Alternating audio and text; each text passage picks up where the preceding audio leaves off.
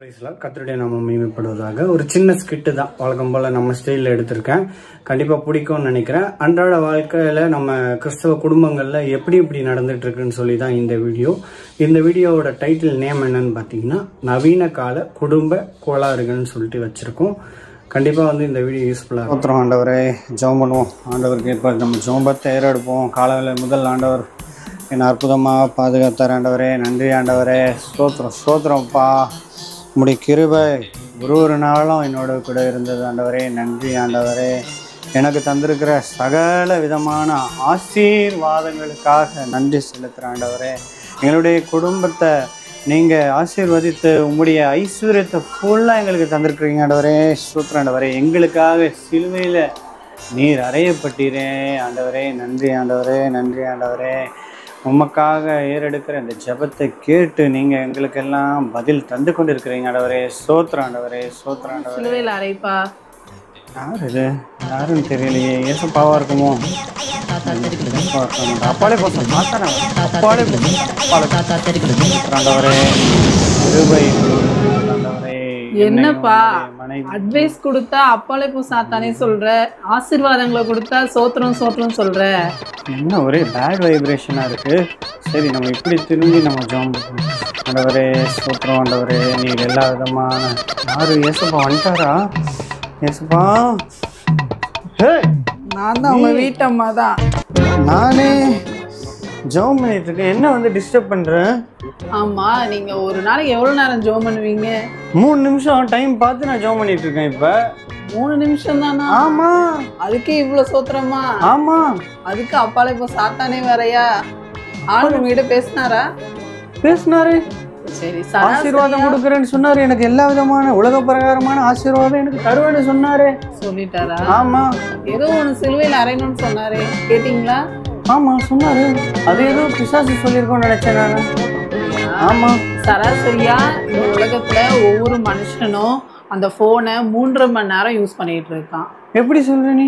ஆமா, ஒவ்வொரு வாட்டியும் அவன் ஒரு நாளைக்கே 58 வாட்டி அந்த போனை ஸ்விட்ச் ஆன் பண்ணி ஆஃப் பண்ணி ஸ்விட்ச் ஆன் பண்ணி ஆஃப் பண்ணிட்டே இருக்காங்க. அதுல வேலை இருக்குமா இருக்கும், அதனால யூஸ் பண்ணுவாங்க. அந்த 3.5 மணி நேரத்துல 1 மணி நேரமா நம்ம ப்ரேயர் பண்ணணும்.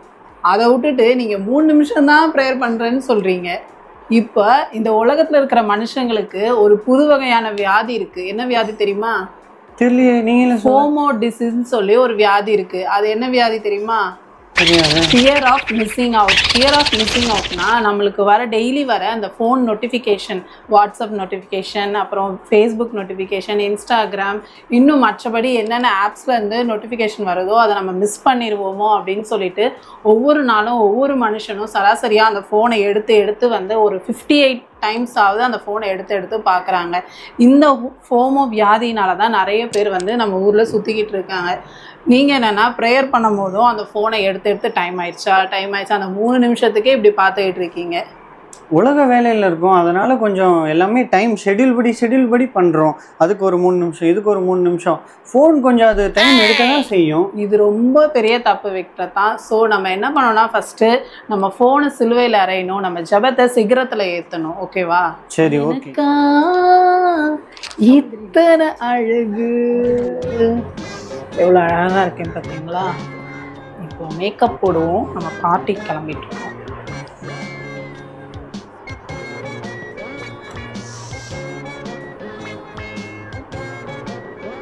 என்னென்ன பண்ணுறா பாரு. பட்டி டிங்கரிங்லாம் பார்த்துட்டு இருக்கா. என்ன பண்ணிட்டு இருக்க? எங்கே கிளம்புற? வேகமாக மேக்கப் போட்டு பார்ட்டிக்கு போயிட்டு இருக்கேன். ஆமாம், நீ பார்ட்டிக்கு மட்டும்தான் மேக்கப் போடுவியா? வெளியில் போய் குப்பை போடணுன்னாவே மேக்கப் போட தான் போவேன். மேக்கப்னு இருக்காத ஜெசி எப்போவுமே நீ. இப்போ தான் மனுஷன் அவன் உழைக்கிறது அரஜான் வயிற்றுக்காக. சரிங்களா? நம்ம போடுற உடை எதுக்கு தெரியுமா? மற்றவங்களாம் நம்மளை பார்த்து அழகாக ட்ரெஸ் போடுறேன்னு சொல்கிறதுக்காக தான். நீ மற்றவங்க சொல்கிறதுக்காக வாழாத ஜெசி, தயவு செஞ்சு. பைபிளில் நீதிமொழிகளில் ஒரு வசனம் போட்டிருக்கு, ஐஸ்வர்யம் வஞ்சனையுடையது, அழகோ வீணுன்னு தான் போட்டிருக்கு. அது ஸ்திரீகளுக்காகவே அந்த வசனம் அங்கே எழுதப்பட்டிருக்கு. அந்த வசனத்தை நீ ஃபாலோ பண்ணி நடக்க பாரு.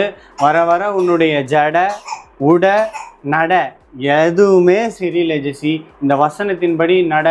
ஆண்டவர் உன்னை அழகா மாத்துவாரு. நீ ஆண்டவருக்குள்ள இருந்தானா உன்னுடைய முகமானது மிகவும் பிரகாசமாக இருக்கும் ஜெசி. சரியா? சரி. ஆனந்த தூதியாலை கேட்கும். ஹே ஆடல் பாடல் சத்தம் உங்களுக்கும்.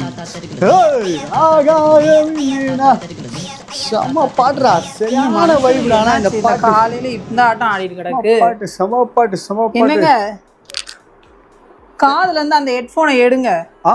சொல்லு ஜெசி. எவ்வளவு வேலை இருக்கு, ஹெட்போனை மாட்டிட்டு இப்படி கத்திட்டு கிடக்குறீங்க காலையிலேயே. ஜெசி பாட்டு தானே ஜெசி கேக்குறேன். அது நல்லா கேட்டீங்க. கொஞ்ச நேரம் நல்லா செம்மையான வைபான பாட்டு. தூங்குறான், அவனை கொஞ்சம் பாத்துக்கோங்க, நான் கடைக்கு போறேன். கேக்குதா? என்ன? அவன் தூங்குறான், அவனை கொஞ்சம் பாத்துக்கோங்க, நான் கடைக்கு போறேன். அடுப்புல குக்கர் வச்சிருக்கேன், 3 விசில் வந்தோடனே ஆஃப் பண்ணிருங்க. சரி சரி சரி சரி பாத்து. காலை ஹெட்போனே மாட்டிருக்காங்க. சந்தோஷம் வேணுமா, சமாதானம் வேணுமா, இயேசுவிடம் வாருங்கள். துன்பங்கள் நீக்கிட, துயரங்கள் போக்கிட, இயேசுவிடம் வாருங்கள். இந்த கடை வேற மூடி இருக்கு.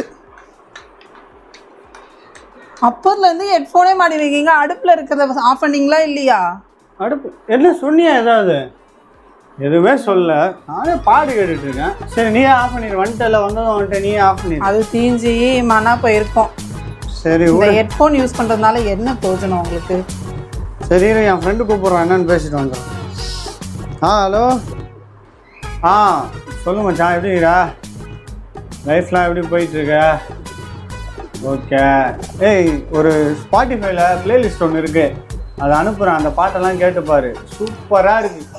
இப்போ லேட்டஸ்ட்டாக வந்திருக்க பாட்டு கிறிஸ்மஸ் சாங்லேருந்து இந்த வருஷம் 2024 சூப்பராக இருக்குது. எல்லா பாட்டுமே நறுக்குன்னு இருக்குது. இந்த பிளேலிஸ்ட் அனுப்பி விட்றேன் பாரு, கேட்டுப்பாரு, செம்மையாக இருக்கும்.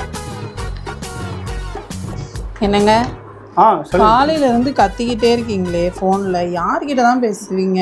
பாட்டு கேட்குறேன், என் ஃப்ரெண்டுக்கு பேசுனா, அவன்கிட்ட பேசுறேன், அவனுக்கு பிளேலிஸ்ட்லாம் அனுப்பியிருக்கேன். இந்த ஹெட்ஃபோனை காலையில இருந்து மாட்டிகிட்டே இருக்கீங்களே, இதனால என்ன பயன் இருக்கு தெரியுமா? அதுல எவ்வளோ டிசீஸ் இருக்கு, எவ்வளோ ப்ராப்ளம் இருக்கு, அதாவது தெரியுமா? தெரியாது, ஆனா நல்லது தானே, பாட்டு தானே கேட்குறோம். 3 ப்ராப்ளம் இருக்கு அதனால. வீட்டுக்குள்ளேயும் உங்க உடம்புலயும் நிறைய ப்ராப்ளம் இருக்கு அதை யூஸ் பண்றதுனால. என்னென்ன ப்ராப்ளம்? ஒண்ணு வந்து என்னன்னா, நம்மளை சுத்தி இருக்கிறவங்க என்ன பேசுறாங்கன்னே கேட்காது, காதுல நல்லா மாட்டிக்கிறது, உட்காந்து பார்த்துக்கிட்டே இருக்கிறது, ஏதாவது கேட்குதா நான் சொல்லிட்டு போறது, அதுவும் இல்லை. ரெண்டாவது என்ன, அந்த ஹெட்ஃபோனை நீங்கள் மாட்டிகிட்டே இருக்கிறதுனால பாக்டீரியாஸ்லாம் காதுக்குள்ளே போய் உங்களுக்கு தான் காது இன்ஃபெக்ஷன் ஆகும்.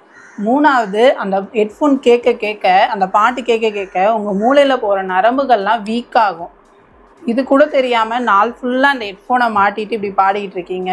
நீங்கள் ஜஸ்ட் இங்கே துதிக்கிறீங்க ஆண்டவரை, ஆனால் நம்ம சபையில் போய் ஆண்டவருக்காக நம்ம என்ன செய்கிறோம்?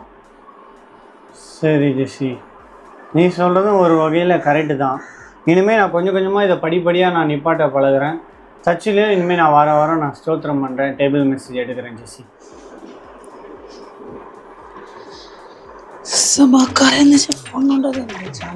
என்னம்மா ஜெசி போனே நோண்டிக்கிட்டு இருக்க, அதனால என்ன பலன் உனக்கு கிடைக்க போகுதுமா?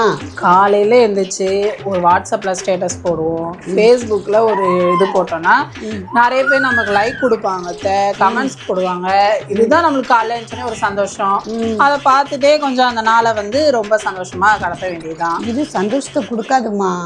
நீ காலையில் எழுந்தவுடனே தம்பி தூங்கும்போது ஜெபம் பண்ணணும், வேத வாசிக்கணும், இந்த மாதிரி காரியத்தில் நீ இருந்தீன்னாதாம்மா நம்ம பரலோகத்துக்கு போக முடியும். இந்த காரியத்தில் இருந்தால் இதால் நமக்கு இந்த உலகத்தில் இது அழிஞ்சு போகிறதுமா. அழியாத இந்த விலையேறப்பட்ட அந்த பரலோகத்துக்கு போகிற நம்ம ஆண்டவரை முற்றிலும் நம்ம தேடி அவருக்கு பிரியமாக நம்ம வாழணுமா. இது ஆண்டவருக்கு பிரியமில்லாததுமா, இதை நீ செய்யக்கூடாதுமா. அப்படியா?